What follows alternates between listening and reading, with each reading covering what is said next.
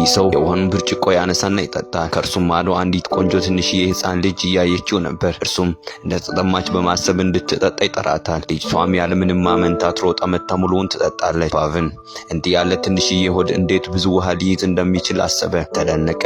በዚያን ጊዜ ይቺ ትንሽዬ ልጅ ከፓኪስታን እንደመጣች አላወቀም ነበር። ፓኪስታን ከህንድ ጋር ውጥረት የነገሰባት ሀገር ነበረች።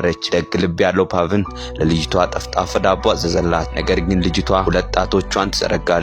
ሰውየውን በጣም ተርባ መሆን አለበት በማለት ያስባል። ፓቭን አንዳንድ ፍንጮችን ለመጠየቅ ሞከረ። ልጅቷ ግን በጫወታ መልክ ምላሷን ወደ እርሱ አወጣች። ፓቭን ክፍያ ከፍሎላት ሲሄድ በጸጥታ ልትከተለው ወደደች። እርሱም ገንዘብ እየጠየቀች ሊሆን እንደሚችል በማሰብ ገንዘብ ይሰጣታል።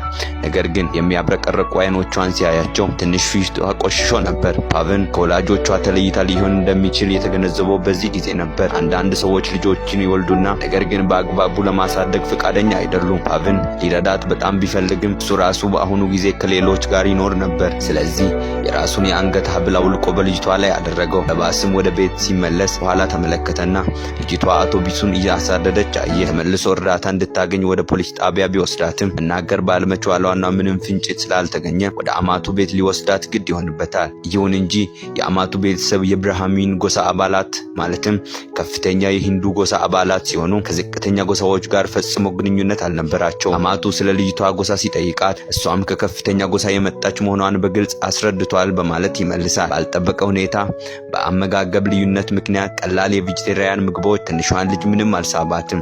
በምትኩ ከጎረቤቷ ቤት የሚወጣው ማራኪ የስጋ ሽታ ፏን እንዲጎመጅ አደረገው። ትንሿ ልጅ ከእይታው ሸሽታ ወጣች። ሁሉም በጭንቀት ዙሪያውን ፈልጎና መጨረሻም በጎረቤቷ ቤት ተደብቃ የዶሮ እግር እየበላች አገኘዋት። ፓቭን በጣም ደነገጠ።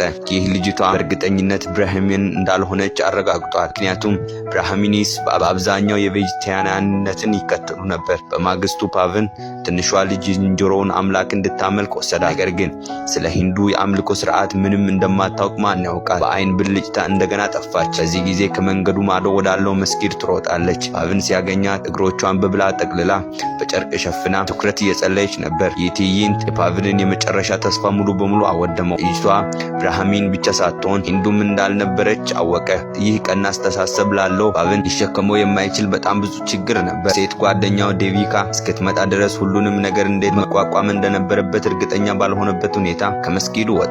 ፓቭን ታዲያ ከሌላ ጎሳ ወይም ሃይማኖት የመጣች ብትሆንስ በማለት አሰበ። በፓቭን ልብ ውስጥ የድንጋጤ ጩኸት ፈነዳ። እሷን የማጣት ፍርሃት ወረረው እና እንደራሱ ልጅ አድርጎ እንደሚያስብ ተገነዘበ። ከጭፍን ጥላቻና ከጠባብ አስተሳሰብ የተገነቡ እንቅፋቶች ፈላጊ አልነበሩም። ወደ ቤቱ ሲመለስ ፓቭን ለወደፊቱ አማቹ ነገሮችን እንዴት ማስረዳት እንደነበረበት አሁንም እያሰበ ነበር። የሂንዱና የፓኪስታን የእግር ኳስ ጨዋታ ሁሉንም ሰው አስደንግጦ ነበር።